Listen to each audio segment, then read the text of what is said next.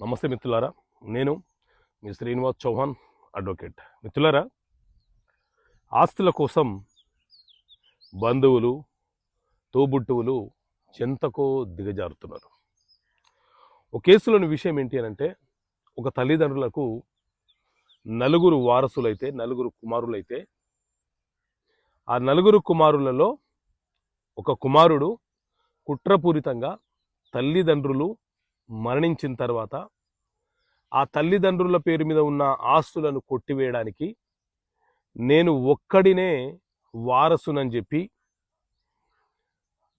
న్యాయస్థానాన్ని తప్పుదోవ పట్టించి లీగల్ ఎయిర్ ఆర్డర్ తీసుకున్నాడు.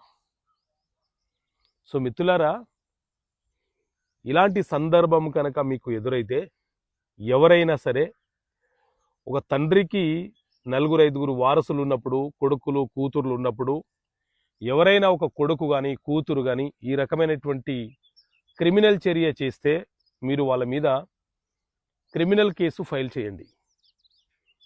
ఎందుకంటే ఆ ఒక్కరు మాత్రమే ఆస్తులకు హక్కుదారులు కాదు.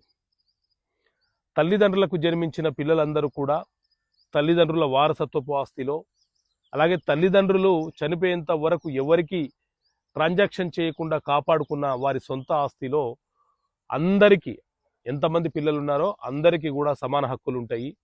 ఎవరైనా ఈ రకంగా దొంగ లీగల్ హెయిర్ సర్టిఫికేట్ తీసుకొని మిమ్మల్ని ఇబ్బంది పెట్టే ప్రయత్నం చేస్తే వాళ్ళ మీద పోలీస్ స్టేషన్లో కంప్లైంట్ చేయండి. అలాగే కోర్టులో ప్రైవేట్ కంప్లైంట్ ఫైల్ చేయడం ద్వారా కూడా క్రిమినల్ చర్యలను ప్రారంభించవచ్చు.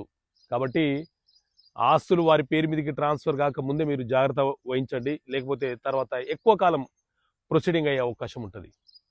ఓకే మిత్రులారా, థ్యాంక్ యూ. జై హింద్.